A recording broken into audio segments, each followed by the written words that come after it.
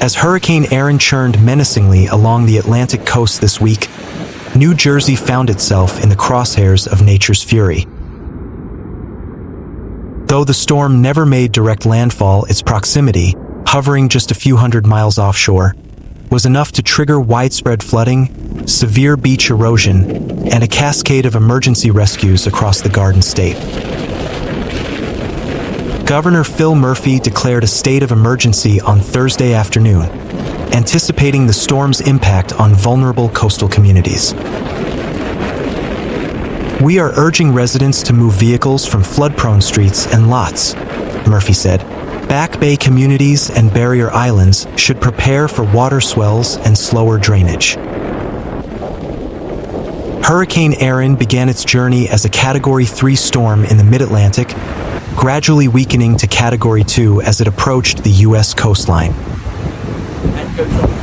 Despite its downgrade, Erin retained formidable strength, with sustained winds of up to 100 miles per hour and waves reaching heights of 15 to 17 feet along the Jersey shore.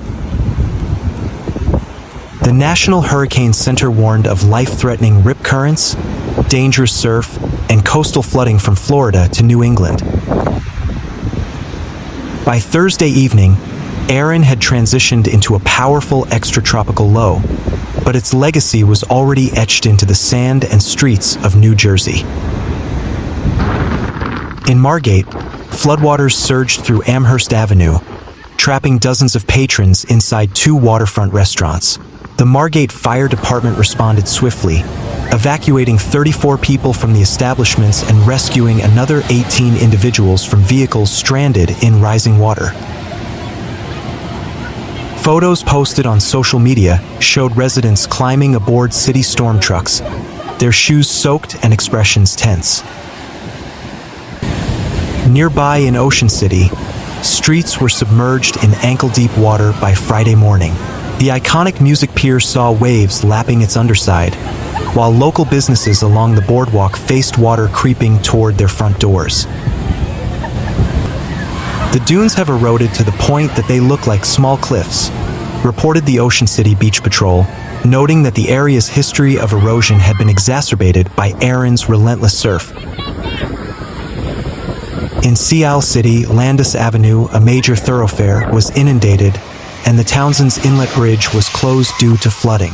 Videos from North Wildwood showed water pooling on JFK Beach Drive, while a lone kayaker paddled through a shopping center parking lot, navigating past the Acme and Bagel Depot like a surreal scene from a disaster film. Beyond the immediate flooding, Erin left a lasting scar on New Jersey's coastline. Beaches shrank dramatically overnight, with dunes collapsing and sand swept away by the storm's surge. "There is no beach," lamented one local official, surveying the damage in Wildwood. The Department of Environmental Protection began assessments on Friday, measuring the extent of erosion and planning for restoration efforts. The storm's timing, coinciding with high tide, amplified its destructive power. Coastal towns reported flash flooding, rip currents, and dangerous surf conditions that persisted even as skies cleared. We are 1 hour from high. Lifeguards kept swimmers close to shore, and several beaches remained closed for cleanup and safety checks. Governor Murphy's emergency declaration mobilized state resources, including emergency vehicles, rescue teams, and public advisories. Cape May County probably got hit the hardest, Murphy noted during a press briefing, adding that power outages affected roughly 150 locations statewide. Local governments urged residents to monitor weather forecasts and evacuation protocols. In Pleasantville, flooding closed U.S. Route 40 in both directions, while North Wildwood saw lane closures due to waterlogged streets. The New Jersey Office of Emergency Management activated its coastal flood warning systems, and the National Weather Service issued advisories from moderate to severe flooding through Friday evening. Although Erin has moved away from the region, coastal flooding and dangerous rip currents remain a concern, the agency stated. For many residents, The storm was a stark reminder of nature's unpredictability. My couch shook, my bed shook. The whole house felt like it was breathing, said one Ocean City resident, describing the eerie sensation as waves battered the shore. Despite the chaos, stories of resilience emerged. Volunteers helped clear debris from boardwalks, neighbors checked on elderly residents, and local businesses began cleanup operations. "We urge all of you to be prepared," said a spokesperson from the Margate City Fire Department, emphasizing the importance of community solidarity.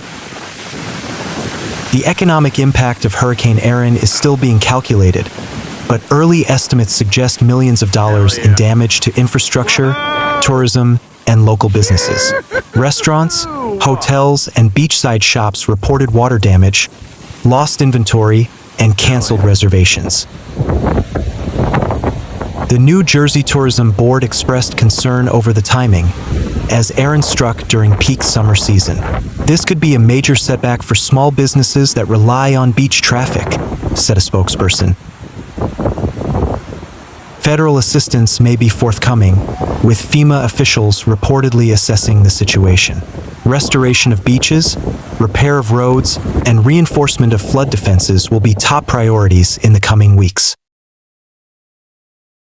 Meteorologists noted that Erin's behavior was consistent with recent trends in Atlantic hurricanes, stronger storms forming earlier in the season and lingering longer offshore.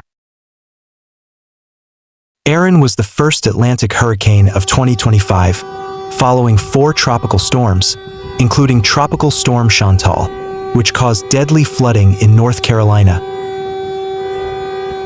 Climate scientists warn that warming ocean temperatures may contribute to more intense hurricanes and erratic storm paths. Erin didn't make landfall, but its impact was profound, said Dr. Maya Chun, a climate researcher at Rutgers University. "We need to rethink how we prepare for storms that hover offshore but still devastate our coastlines." As New Jersey dries out and begins recovery, officials stress the importance of preparedness. Know your evacuation routes. Stay informed. Don't underestimate the power of water, Governor Murphy urged. The New Jersey Office of Emergency Management has updated its flood maps and evacuation plans, encouraging residents to review them regularly. Meanwhile, beach patrols and lifeguards remain vigilant, monitoring surf conditions and advising caution. For now, the sun has returned, but the scars of Erin remain etched in sand and memory. From flooded streets to eroded dunes, New Jersey has weathered another storm, but the lessons learned may shape its future resilience. On the bay side. As Hurricane Erin surged up the Atlantic coast this week, New York found itself caught in the storm's sprawling influence. Though the hurricane never made landfall, its proximity, hovering just offshore, was enough to unleash powerful surf, dangerous rip currents, and coastal flooding across the city's beaches and boroughs. From the Rockaways to Long Island's South Shore, the effects of Erin were felt in waves, literally and figuratively. The storm's outer bands battered the coastline with waves up to 16 feet, flooded streets in Queens, and forced the closure of beaches for several days. Officials warned residents to stay out of the water, citing life-threatening conditions that persisted even after the skies cleared. Hurricane Erin began as a tropical disturbance in the Caribbean, rapidly intensifying into a Category 5 monster with winds reaching 160 miles per hour over the weekend. By the time it approached the tri-state area, Erin had weakened to Category 2, but its size had expanded dramatically, stretching hundreds of miles across the Atlantic. The National Hurricane Center projected Erin's path to remain offshore, but its impact was anything but distant. The storm's counterclockwise rotation funneled moisture and wind toward the coast, creating gale-force gusts, high surf, and coastal inundation from New Jersey to Connecticut. In Howard Beach, Queens, floodwaters surged through residential streets on Thursday night, reaching up to 2.5 feet in low-lying areas. Emergency crews responded to dozens of calls as water crept into basements and vehicles stalled in submerged intersections. Further east in Far Rockaway, waves crashed over the boardwalk, and several streets were rendered impassable. "It looked like the ocean was reclaiming the land," said one resident, who watched from her apartment as the tide swallowed the sidewalk. On Long Island, Jones Beach was inundated during high tide, with ankle-deep water pooling across parking lots and access roads. In Freeport, storms surge flooded neighborhoods near the shore, prompting voluntary evacuations and temporary closures of local businesses. Beach erosion was severe. Dunes collapsed, sand was swept away, and lifeguard towers stood precariously close to the surf. "We lost nearly 20 feet of beach overnight," reported the Suffolk County Parks Department, which extended closures through Saturday morning. The New York City Parks Department closed all city beaches for swimming from Wednesday through Friday, citing high rip current risks and dangerous surf conditions. Though the sun returned by Saturday, officials urged caution, warning that the ocean remained treacherous. "Even experienced swimmers can be pulled out by these currents," said Vanessa Murdoch, a meteorologist with CBS New York.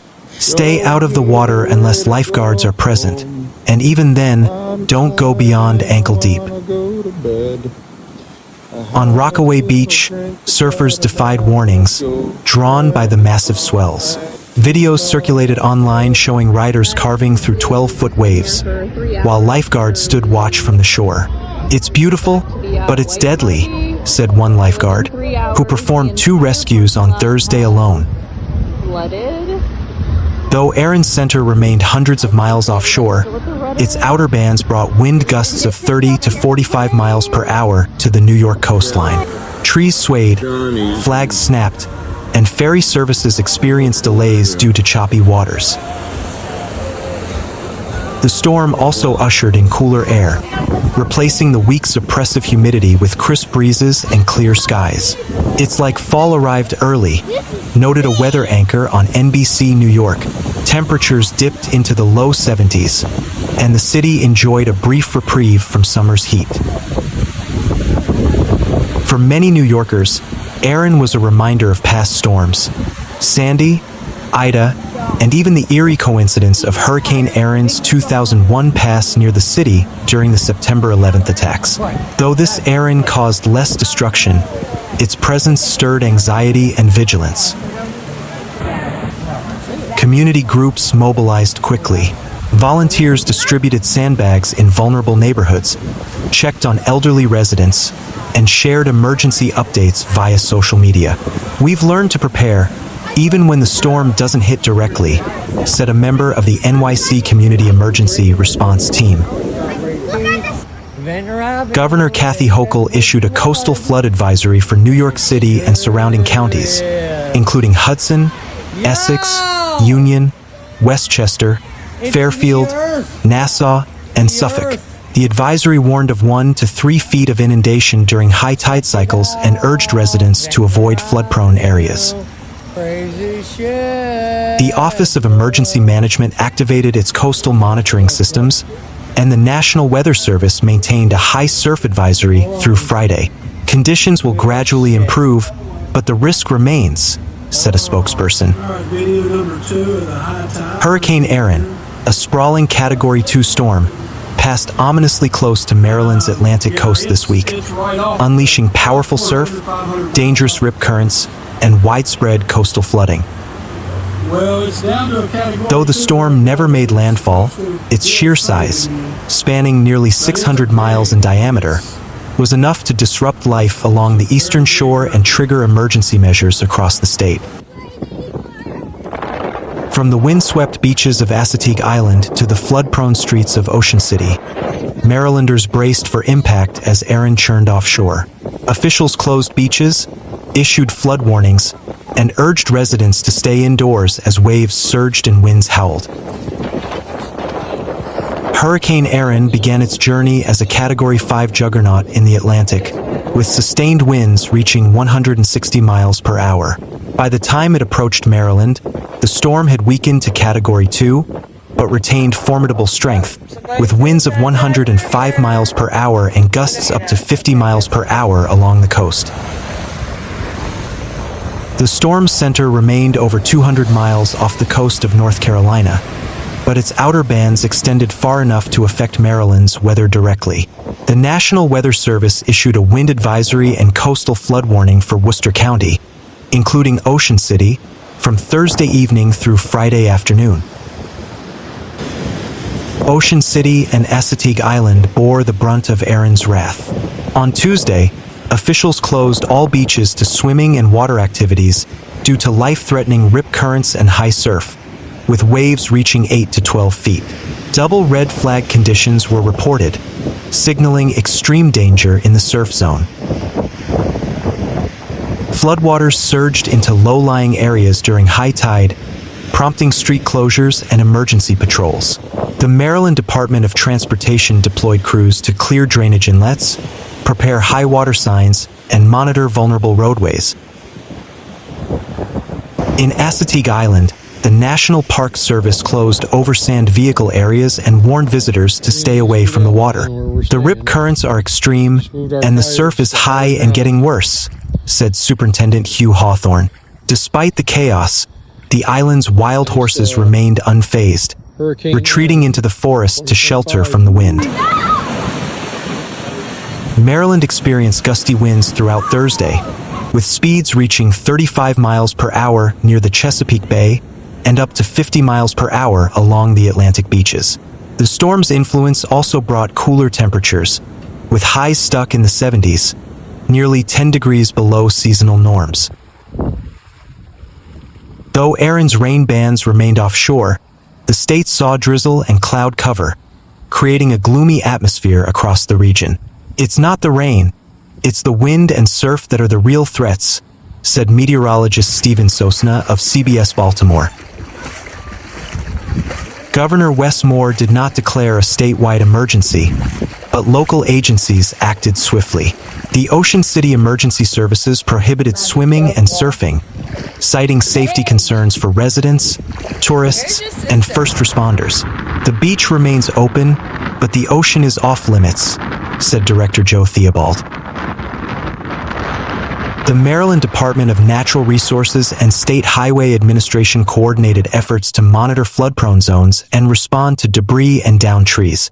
Residents were reminded to avoid flooded roads and downed power lines, and to follow the mantra, "Turn around, don't drown." For many Marylanders, Erin stirred memories of past storms: Hurricane Isabel, Tropical Storm Ida, and the devastating floods of 2018. Though Erin's impact was less severe, its presence was a stark reminder of nature's unpredictability. Volunteers distributed sandbags, checked on elderly neighbors, and shared updates on social media. "We've learned to prepare, even when the storm stays offshore," said a resident of Berlin, Maryland. Beach closures disrupted tourism during peak summer season, and coastal businesses reported losses due to reduced foot traffic and water damage. Events like the Ocean City Sunfest were postponed, and cleanup crews worked overtime to restore public spaces. Environmental experts warned of significant beach erosion, especially along Assateague Island and Ocean City. "We lost nearly 15 feet of beach in some areas," reported the Maryland Coastal Bays Program, which began assessments on Friday. Meteorologists noted Erin's rapid intensification and large size as part of a growing trend in Atlantic hurricanes. Warmer ocean temperatures and shifting atmospheric patterns are contributing to stronger, longer-lasting storms, even those that remain offshore. "This storm didn't make landfall, but its impact was profound," said Dr. Maya Chun of the University of Maryland. "We need to rethink how we prepare for hurricanes that hover offshore but still devastate our coastlines."